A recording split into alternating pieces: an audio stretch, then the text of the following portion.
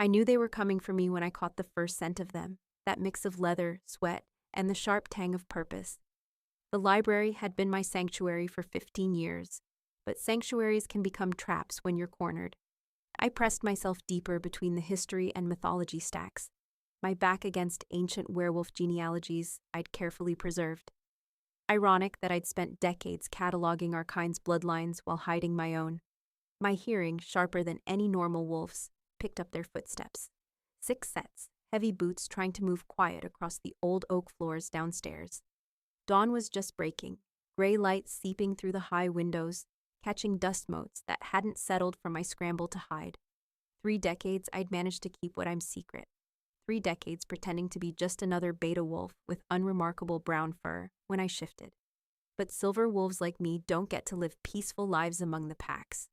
We get harvested. Our bones ground to powder, our blood drained into vials. Magic stuff, they say.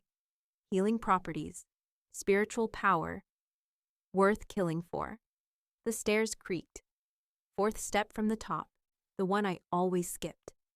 I'd been so damn careful for so long, never shifted where anyone might see, never let a single silver hair linger after I changed back. Then those hikers with their guns and tracking dogs had forced my hand 3 nights back. I'd shifted to outrun them, forgetting I was downwind from pack territory. Stupid mistake. Fatal mistake, probably. Check the eastern stacks. The voice was deep, commanding. Jacob Gross himself. The Alpha had come along on this little hunting expedition. I'd only spoken with him a handful of times in all my years here. Just the usual respectful exchanges when he'd visit the archives, looking for some historical record or another. He was massive, 6'3" at least, built like he'd been carved from oak, with those strange amber eyes that seemed to see right through whatever you were saying to what you were thinking. The scar that ran from temple to jaw on the right side of his face only made him more intimidating. I pressed my hand against my mouth to quiet my breathing. My heart was hammering so hard I was sure they could hear it. "Sir, should we split up?" Another voice. Danny White, I thought. Young, ambitious.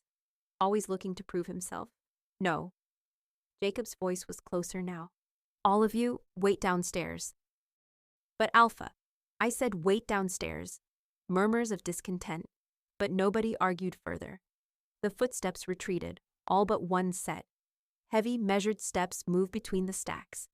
He wasn't hurrying, wasn't sneaking, just methodically searching. I could run. Maybe. The window at the far end opened onto the roof. I might make it to the woods if I shifted mid-jump. But then what? Leave everything behind? Start over somewhere else? Always looking over my shoulder? I was tired of running. 42 years old, and I'd spent most of them afraid. The footsteps stopped. I could smell him now, pine and smoke and something else, something distinctly Alpha. I held my breath. "I know you're here, Shirley." His voice was quiet, controlled. "I can smell you." I closed my eyes. This was it then. I'm coming around the corner now. I'm alone. Like that was supposed to make me feel better. An Alpha could tear a beta wolf apart without breaking a sweat. And me? I might be rare and valuable, but I wasn't stronger than a pack leader. He appeared at the end of the row, massive frame blocking most of the light. I pressed back further, knocking a book to the floor with my elbow. The sound was like a gunshot in the quiet. Jacob's eyes found mine immediately, but there was something off about his expression. Not the triumph I expected, not the predatory gleam of a hunter cornering prey, just curiosity, intense focus. "There you are." He didn't move closer. "Here I am." My voice came out steadier than I felt. He studied me for a long moment. "You've been hiding something." No point denying it now. I straightened my spine, tried to find some dignity in what might be my last moments. Everyone hides something. Not like this. He reached into his jacket pocket. I flinched, but he just pulled out something small that caught the light. When he held it out on his palm, my blood went cold. 3 silver hairs, gleaming unnaturally bright against his skin. Found these near the old ruins. His eyes never left my face. Strange place for a wolf to be running. Stranger still to find these there. I swallowed hard. Could be anything, coyote, fox with unusual coloring. We both know that's not true. The silence stretched between us. I could hear the others downstairs, restless, waiting for orders, waiting to be called up to help dispose of me, most likely. How long have you known? I finally asked. Suspected for about a year. Something about the way you move, the way you always seem to hear conversations from impossible distances. He took a step closer. But I wasn't sure until 3 nights ago when the Border Patrol caught an unusual scent. Silver has a distinct smell. Did you know that? I hadn't, actually. Another mistake in a lifetime of them. So what happens now? I lifted my chin. You call your hunters up here and hold me down while you carve me up for parts? Something flashed in his eyes. Anger, maybe. Or offense. Is that what you think we do? It's what's always been done to my kind. He was quiet for a moment, just studying me. Then, you're a silver wolf, a true silver. It wasn't a question, but I answered anyway. Yes. Show me. What? Show me. Shift. I laughed, the sound brittle with fear. Right here? So your pack can all get a good look before they start taking pieces? He moved then, so fast I barely saw it, until he was right in front of me. I flinched back, but he just planted his hands on the shelves on either side of my head, caging me in. Listen to me very carefully, Shirley Walker. If I wanted you dead, you'd be dead. If I wanted your blood or bones or whatever the hell else the old stories say has power, I'd have taken it already. His face was inches from mine, those amber eyes burning with intensity. I have been looking for someone like you for 20 years, he said, his voice dropping lower. Not to harm, to find. Why? My voice was barely a whisper. Because there's an old prophecy, older than any of the books in this library. It says when the pack faces extinction, salvation will come through silver blood freely given. His hands dropped from the shelves. Our numbers are dwindling. Each generation, fewer cubs survive. We have maybe 2-3 decades left before we're gone completely. I stared at him, trying to process what he was saying. And you think I can, what, save the pack because of some ancient superstition? I think, he said carefully, that I've spent half my life searching for a silver wolf who wasn't just a myth. And now I've found one hiding in my own territory, protecting my pack's history. He stepped back, giving me space. I don't know if the prophecy is real, but I do know our pack is dying, and I'm running out of options. Jacob stayed quiet for a minute, just looking at me there between the stacks, like he was trying to figure out how much to say. His big shoulders blocked most of the morning light, filtering through the high windows. This isn't just about finding a silver wolf, he finally said, his voice dropping lower. There's something happening to the pack, something bad. I pressed my back harder against the shelves, feeling the leather spines of old books digging into my shoulder blades. What do you mean, sickness? Started about 8 months ago. He rubbed his scarred jaw, eyes darkening. Not like anything we've ever seen before. Makes our people go feral, like they're losing their humanity bit by bit. My throat went dry. Feral how? First they get irritable, can't sleep. Then they start forgetting things. Names, faces. By the 3rd month, they can't shift properly anymore. Get stuck halfway, and their minds... He shook his head. They don't recognize family, attack anyone who comes close. We've had to chain 4 pack members in the old stone cellars already. I'd heard whispers about quarantined wolves when I'd shelved returns near the medical section, but nothing this serious. And there's no treatment. We've tried everything in the modern medical books. Called in specialists from 3 neighboring packs. Nothing works. His eyes locked on mine, intense enough that I had to look away. But there are older texts, ancient stuff. The Lupine Grimoire, I asked, thinking of the crumbling tome kept in the restricted section. His eyebrows shot up. You've read it? I'm the librarian. I've read everything in here. What I didn't tell him was how I'd studied those forbidden texts obsessively, looking for any mention of silver wolves like me, searching for reasons why we were so feared. Jacob took a step closer. Then you know what they say about silver wolf blood. My heart stuttered. That it has healing properties. But those are just stories, not stories, truth. His voice had the ring of absolute certainty.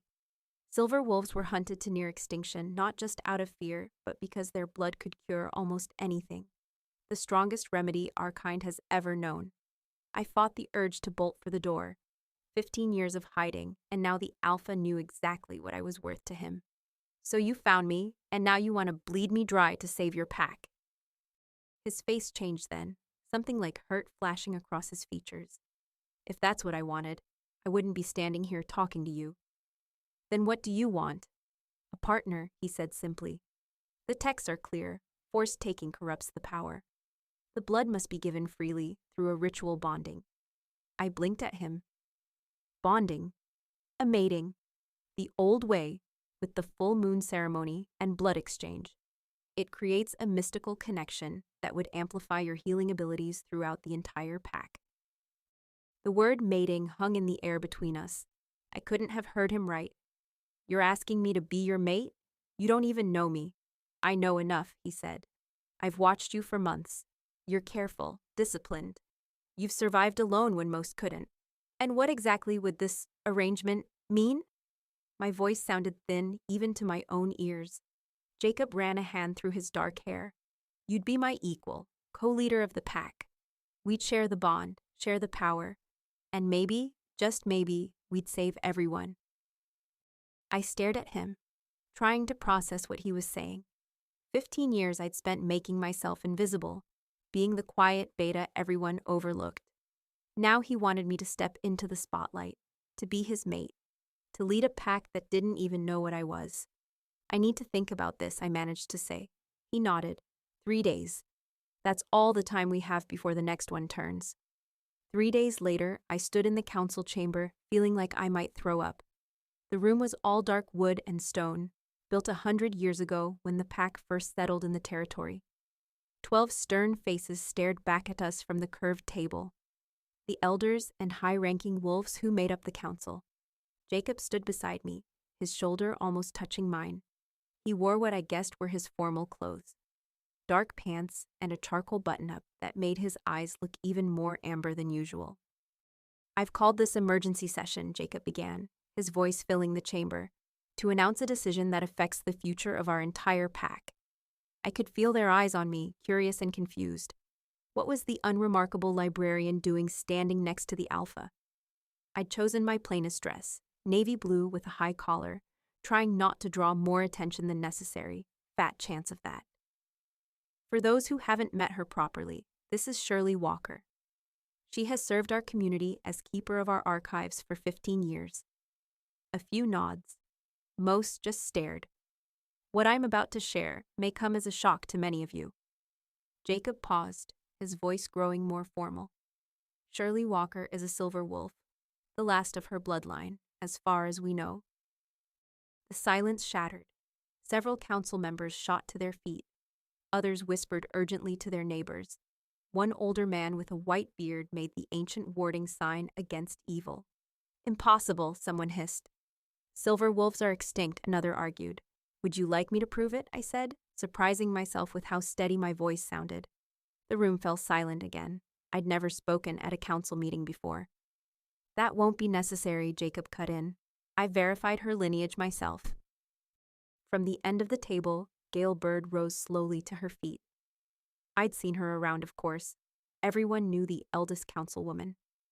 Her white hair was pulled back in its usual severe bun, her thin frame draped in traditional ceremonial garments that marked her status. Even if what you say is true, Alpha, she said, her voice like dry paper, why bring this person before the council? Silver wolves have always been hunted for good reason. Jacob's jaw tightened. The reason I've brought Shirley before you is to announce our engagement. We will be mated at the next full moon, with the ancient rites. The chamber erupted. Someone knocked over a chair. 2 council members were shouting at each other across the table.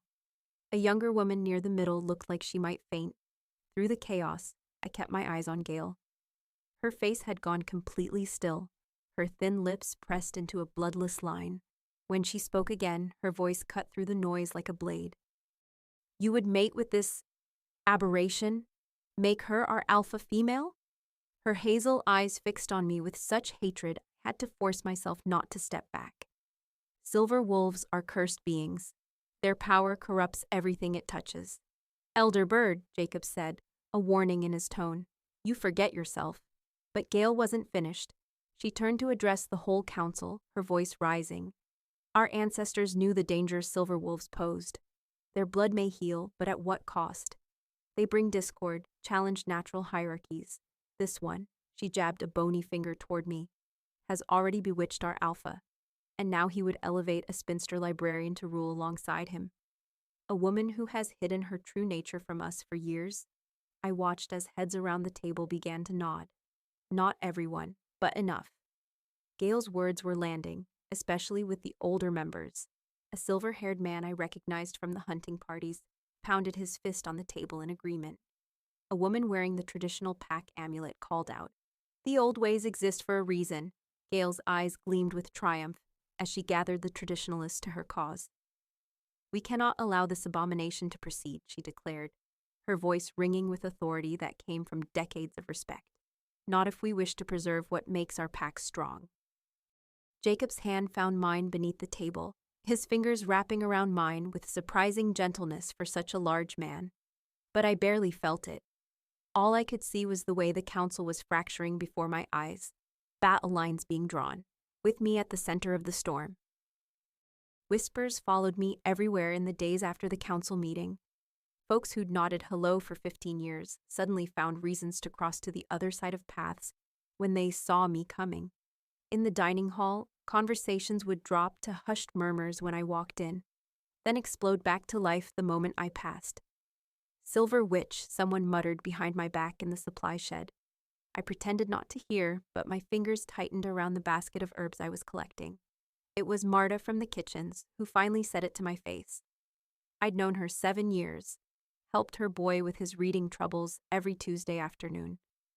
People are saying you've bewitched him, she said, not meeting my eyes as she handed me my dinner tray. That silver wolves can charm alphas. That's why he picked you. That's not, I started, but she'd already turned away. Back in my quarters, I pushed the food around my plate. Jacob had given me a room in the main house after the council meeting. Said it was safer than my old cabin with tensions running high. The walls felt like they were closing in. I heard Jacob before I saw him, his heavy footsteps echoing down the hall. 3 sharp knocks, then he was there, filling the doorframe. It's getting worse, he said, dropping into the chair opposite mine. Shadows hung under his eyes. Danny's been talking to anyone who'll listen. Says I'm compromised. Because of me. Jacob rubbed his scar, something he did when thinking. He was always going to make a play. You're just the excuse. Some excuse, I muttered. The silver wolf witch who appeared out of nowhere to corrupt their leader. 15 years isn't exactly nowhere. Might as well be to them. I pushed my plate away. What's he saying exactly? Jacob's jaw tightened. That silver wolves have mind control abilities. That I wouldn't choose someone who hid her true nature unless I was under some kind of spell. I snorted. If I had mind control, don't you think I'd have used it before now? Maybe to get better quarters in the library, or hell, a raise. That got half a smile out of him at least. Council's split, he continued. Half think you're our salvation, half think you're our doom. Turned out, we'd find out which half was right sooner than expected. Next morning, I was crossing the training grounds when Danny stepped into my path. Hadn't seen much of him since the council meeting, but the look on his face told me everything I needed to know. He'd gathered quite the audience, too. At least 20 pack members forming a loose circle around us. The witch emerges from her tower, he called, loud enough for everyone to hear. I kept walking. Not today, Danny. Tell me, he said, falling into step beside me. What kind of magic did you use on our alpha? Something in his food? Or do you just have to look at him with those unnatural eyes? I stopped. There's sick people who need help. Move. That's why I'm here. His voice changed, got all formal and ceremonial. Jacob Gross has been compromised. He's unfit to lead. The crowd murmured. Some nodded. I challenge his decision to mate with the silver wolf, Danny announced. I challenge by combat, as is my right by pack law. My stomach dropped. Pack law was clear. Any unmated wolf could challenge an alpha's mate choice. But it wasn't the alpha's mate who fought. It was the alpha himself. You're trying to force Jacob into a fight, I said. During a crisis. Danny smiled. Looked like a shark. If he's still our true alpha, he'll defend his choice. Jacob appeared from the main house, shouldering through the crowd. Someone must have run to fetch him. His face was carved from stone, eyes burning amber. You call challenge, Danny White. His voice carried across the grounds. I do. Danny straightened. Almost Jacob's height, but leaner. The Silver Witch has clouded your judgment. I challenge your mate choice and your fitness to lead. The air crackled between them. Everyone knew what this meant. If Jacob accepted, they'd fight, possibly to the death. If he refused, he'd look weak, giving Danny ammunition for his coup. Jacob's eyes flicked to me, then back to Danny. We have pack members dying from this sickness. 4 more showed symptoms yesterday. And you want to spill blood over politics? Refusing my challenge, Danny's voice dripped with satisfaction. I'm prioritizing lives over your ambition, Jacob growled. Danny turned to address the crowd. You see, he refuses the challenge. Our alpha, who always taught us to face our battles head-on, suddenly finds excuses. He pointed at me. Her influence has made him weak, unworthy. Murmurs rippled through the gathered wolves. I saw doubt on faces, saw heads nodding. This isn't over, Jacob said, but the damage was done. Danny's smile widened. No, it's just beginning. He walked away, several pack members trailing after him like he was already their new leader.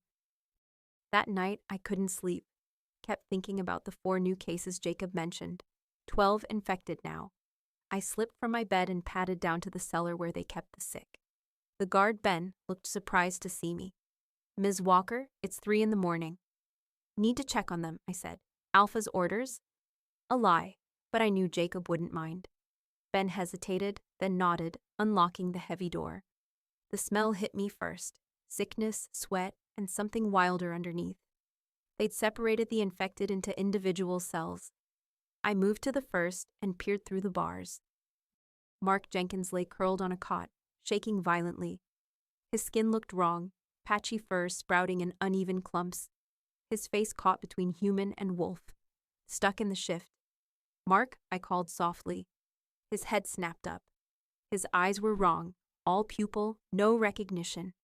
He lunged at the bars, snarling, clawed fingers reaching for me. I stumbled back. How long has he been like this? Started yesterday, Ben said. Doc says he's progressing faster than the others. I checked each cell. They were all deteriorating, but Mark and 2 others were the worst. Half shifted, minds gone, trapped between forms. They shouldn't be able to get stuck like this, I whispered. It's not natural. Ben nodded grimly.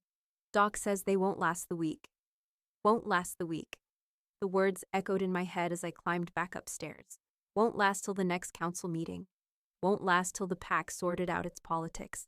I stood in the moonlight streaming through a window, making my decision. I couldn't wait anymore. Not for the full moon ritual. Not for the council's approval. Not for anything. I slipped back down an hour before dawn, carrying a small knife and a silver bowl I'd found in Jacob's quarters. Ben had dozed off in his chair. I moved silently past him. Mark's cell was first. I whispered a prayer I hadn't said since my grandmother taught it to me, then sliced my palm. Silver blood, actual silver, metallic and shining, welled up and dripped into the bowl. Hope this works, I muttered, dipping my fingers in my own blood and reaching through the bars to touch Mark's forehead. The effect was immediate. Light spread from my fingertips, flowing into him like quicksilver. His body convulsed once, twice, then the patchy fur receded. His breathing steadied. I moved to the next cell, then the next. Each time, the silver light grew stronger, flowing more freely from my hand. By the 6th cell, I wasn't even using the bowl anymore. Silver light poured from my palms in streams, my whole body humming with power I never knew I possessed. The last patient, Elena, had been closest to death. When my silver-lit hands touched her, something different happened. The light didn't just flow into her, it exploded outward, filling the entire cellar with blinding silver radiance. I heard Ben shout in surprise behind me, felt something shift deep inside my bones, a knowledge awakening, This wasn't just healing. This was something else, something more primal. The light receded, pulling back into my skin like the tide returning to sea. Elena's eyes fluttered open, clear, aware, human again. How did you? Ben started, then stopped, staring at me with his mouth hanging open. I turned to ask what was wrong, then caught my reflection in the polished metal of the cell door. My eyes weren't just glowing, they were solid silver, illuminating my face from within. Markings I'd never seen before traced patterns across my skin, ancient symbols that somehow, impossibly, I could read. Not just Silver Wolf bloodline, not just a descendant, the last purebred Silver Alpha, and I'd just announced myself to the entire pack. I didn't realize how bad it would get when they found out what I really was. The look on Jacob's face when he put it together, that wasn't just surprise. It was fear. "You're not just a Silver Wolf," he said, his voice gone all quiet. "You're a Silver Alpha." Ben the guard had already bolted up the stairs, shouting for others. Footsteps thundered above us. "It means you can command any werewolf," Jacob said. "Any pack, any alpha, even me." The cellar door banged open. Gail Bird stood at the top of the stairs, her thin frame silhouetted against the morning light. Her face went white as chalk when she saw me. "Abomination," she whispered. But in the dead quiet of that cellar, everyone heard it. More people crowded in behind her, Danny White, 3 council members, and a handful of others. Their sense hit me all at once. Fear, anger, confusion. "Look at her eyes," someone shouted. Jacob moved between me and the stairs. "Everyone calm down," he said, using that alpha voice that usually made people listen. But nobody was listening now. Gail pushed her way down the stairs. "Do you understand what she is?" she demanded, pointing a bony finger at me. "Silver Alphas can override the will of any werewolf. She could command this entire pack to do whatever she wants." The crowd at the top of the stairs shifted uneasily. I saw hands move to weapons. "I wouldn't do that," I said, my voice sounding strange even to me. "I just healed your sick. Why would I?" "Of course you would," Gail cut me off. "It's what your kind has always done. Why do you think Silver Wolves were hunted? Not just fear, protection. They enslave packs, force alliances, build empires." Danny White stepped forward then, his face a perfect mask of concern. "Jacob," he said, voice pitched just right to carry to everyone. "If you're under her influence already, you may not even realize it." Jacob growled low in his throat. "I'm not under anyone's influence." "Would you know if you were?" Danny asked, turning to address the crowd. "This is exactly why we have the challenge tradition. When an alpha's judgment becomes compromised." "My judgment is fine," Jacob snapped. I watched Danny work the crowd. He didn't need to say much, just plant those seeds of doubt, look appropriately worried, glance my way with just the right amount of fear and disgust. "Then prove it," Danny said. "Contain the threat until we understand it. Lock her up until the council decides what to do." Jacob's shoulders tensed. "She just saved 4 pack members who were dying." "Or she infected them with something worse," Gail hissed. "Mind control. Loyalty to her instead of the pack." The 4 healed wolves were watching from their cells, confusion clear on their faces. They'd been too sick to understand what had happened. That's when I noticed people taking sides. Some moved to stand near Jacob, including a few of the older pack members. Others drifted toward Danny and Gail. The split was happening right in front of me, cutting through families, friends. "I'm not trying to control anyone," I said. "I didn't even know what I was until just now." "Convenient," Danny said with a tight smile. "Let's take this upstairs," Jacob said. "This isn't the place." "There is no discussion to have," Gail cut in. "The law is clear. Threats to pack autonomy must be contained immediately." I felt the tension build like a physical thing, pressing against my skin. These people who'd walked past me in the halls for 15 years were looking at me like I was a monster. And maybe I was. "I'll heal the rest of your sick," I offered. "There are more, right? Let me help them, and then we can figure this out." Jacob looked at me, surprised. "There are 8 more, showing early symptoms." Gail made a cutting motion with her hand. "Absolutely not. She's trying to get to them while they're vulnerable." "I'm trying to save them," I said, but my words fell flat. Danny stepped closer to Jacob. Either you handle this, or we will. 3 days later, I was in the healing chamber with 2 sick wolves. Early cases, not as bad as the others had been. Jacob had overruled the council, insisting my healing abilities were needed. We'd compromised with guards, Danny's people, posted outside. My hands glowed silver as I worked on Lisa Chen, a young woman from the Eastern Territory who'd started showing symptoms 2 days ago. The silver light flowed from my fingers into her skin, chasing away the sickness. I could feel it working, that connection between us growing stronger with each second. The door crashed open behind me. "Stop her," Danny's voice. I turned just as 3 wolves rushed me. They grabbed my arms, yanking me away from Lisa. The silver light sputtered and died. "What are you doing?" I shouted. I wasn't finished. "Caught her in the act," Danny announced to someone in the hallway. "She's binding them to her will." The interrupted healing felt wrong, like a circuit broken mid-current. Something was building inside me, a pressure that needed release. "Get off me," I tried to pull away. Jacob burst through the door, eyes flashing gold. "Let her go now." 2 of Danny's people turned to face him. The third kept his grip on my arm, twisting it behind my back. The pain shot through me, and that broken healing magic surged in response. "She was converting them," Danny said, standing safely by the door, "making them loyal to her instead of the pack." Jacob launched himself at the wolves holding me. The room erupted in snarls and shouts. Someone's elbow caught me in the stomach. Doubling me over, the pressure inside me built higher, that interrupted silver magic with nowhere to go. "Stop," I gasped. But no one was listening. Jacob was fighting 3 wolves now, holding his own but outnumbered. Danny stood back, directing others to join in. I saw the calculation in his eyes. This was his chance to take out both threats at once. The magic inside me reached critical. I couldn't hold it back anymore. "Everyone down," I screamed, but it was too late. The silver light exploded outward from my body in a shock wave that hit everyone in the room. It slammed into walls, ceiling, floor. Bodies dropped around me like stones. The light pulsed once, twice, then retracted, flowing back into my skin. Half the room lay unconscious, Danny's people mostly. Jacob was on his knees, dazed but still awake. Danny himself had been knocked against the wall, blood trickling from his nose, eyes wide with shock and a new kind of fear. Lisa Chen, the patient I'd been healing, sat up in her bed, completely cured. "What did you do?" she whispered. I looked around at the chaos I'd caused. Through the broken door, I could see more pack members gathering, drawn by the noise. Some looked horrified. Others seemed awed.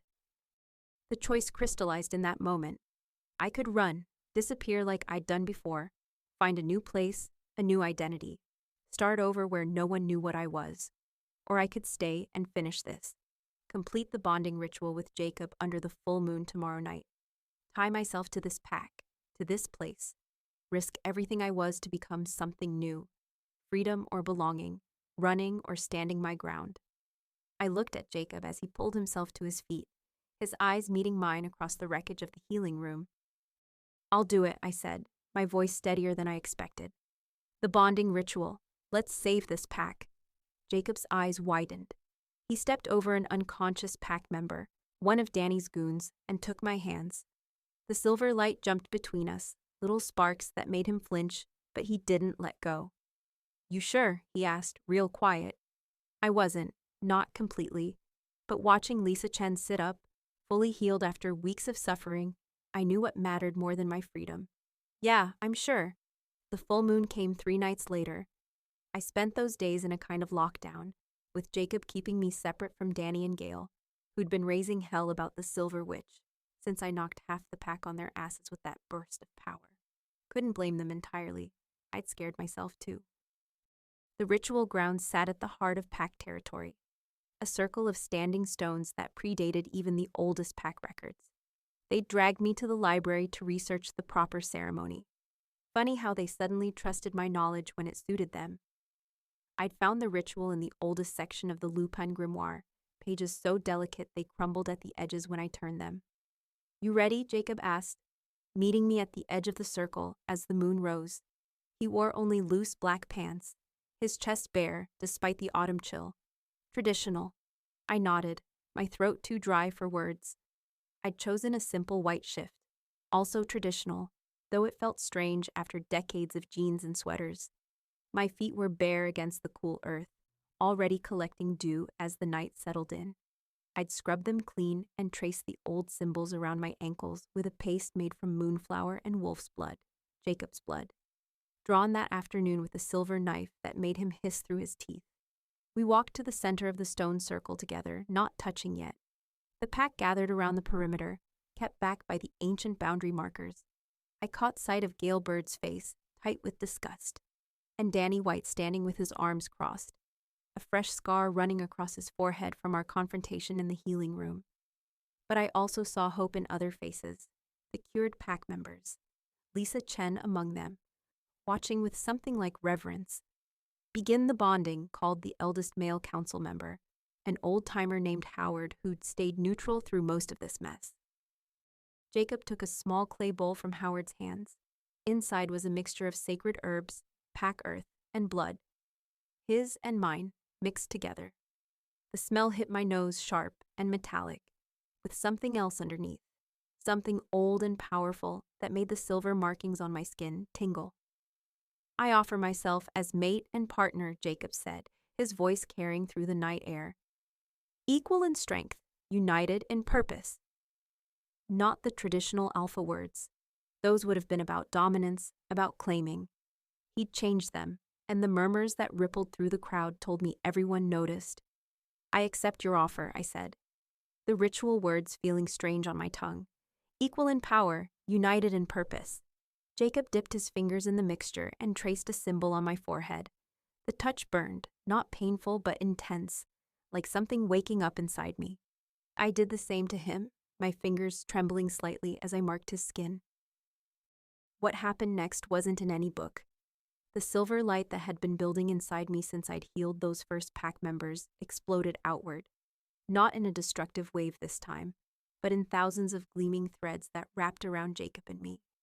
They twisted and pulsed, sinking into our skin, connecting us in ways I couldn't have imagined. I felt him, not just physically, but his essence, his wolf, his thoughts. We shifted together, our bodies transforming in perfect synchronization. My silver fur emerged as his midnight black coat rippled into being. The pack gasped.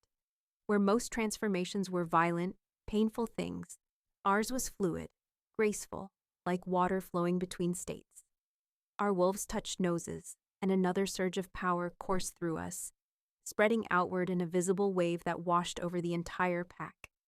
I felt it connect with every wolf present, creating bonds where none had existed before, not control, connection. When we shifted back to human form, still standing in that perfect circle of light, Jacob looked at me with wonder. His eyes had changed, flecks of silver now scattered through the amber. What just happened? He whispered. Balance, I said, the knowledge suddenly clear. Not dominance hierarchy, partnership. The light faded slowly, but the connections remained. I could feel every pack member like distant stars in my awareness. The sick ones glowed brightest, those still suffering from the mysterious illness that had started all this. Without consciously deciding to, Jacob and I turned together toward the nearest one, a young woman supported between two family members. We walked to her, our movements perfectly mirrored. When we each placed a hand on her shoulders, silver and black energy spiraled down our arms and into her body. The sickness in her, visible to my new senses as a dark, twisted thing, dissolved like smoke in wind. One by one, we moved through the crowd, healing every infected wolf. Some had been days from death, their bodies half transformed and stuck that way. Each touch restored them completely. Danny White tried to back away when we approached his group. Stay away from me, he snarled, but his supporters, seeing what had happened to the others, pushed him forward. We're not going to hurt you, Jacob said. We're healing the pack, I added. All of it. Danny's eyes darted between us, calculating even now. But when 3 of his closest allies knelt before us, he had no choice. The crowd watched, breath held collectively, as we placed our hands on his shoulders. The silver and black energy washed through him. He hadn't been infected, But something else happened. I felt his wolf respond to our touch, recognizing something primal and undeniable. The challenge in him dissolved, replaced by submission that wasn't forced but freely given. His wolf recognized something his human mind had fought against. Balance was stronger than dominance alone. Not everyone accepted the new order.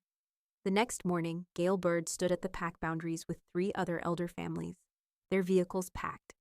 "We will not submit to silver magic," she announced, her voice cracking with age and anger. "This is not the way of our ancestors." Jacob started to speak, but I touched his arm. "Let them go," I said quietly. "They have that right." We watched them leave, a small procession of cars and trucks heading down the mountain road. Maybe someday they'd return, maybe not. The pack was changing, and change always leaves some behind. That night in the Alpha quarters, our quarters now, Jacob and I sat before the fire, our hands still occasionally glowing with residual power when we touched. "You know, I spent my whole life in the shadows," I said, watching the flames dance, hiding what I was, terrified of being found out. "And now?" he asked. I looked at my arms where the silver markings had become permanent, delicate lines tracing patterns that told the story of our bonding. "Now I'm exactly what I was meant to be, what the pack needed." Jacob smiled, taking my hand. The energy sparked between us, comfortable now. From librarian to queen. Quite a promotion, I laughed at that. Co-leader, I corrected. Partners. Outside, I could feel the pack settling into night routines, their presences glowing in my awareness like a living constellation. What had started with my worst fear, being exposed, discovered, had ended with something I'd never dared hope for: belonging. Not just acceptance, but purpose. After 30 years of hiding, my silver nature hadn't destroyed me. It had saved us all.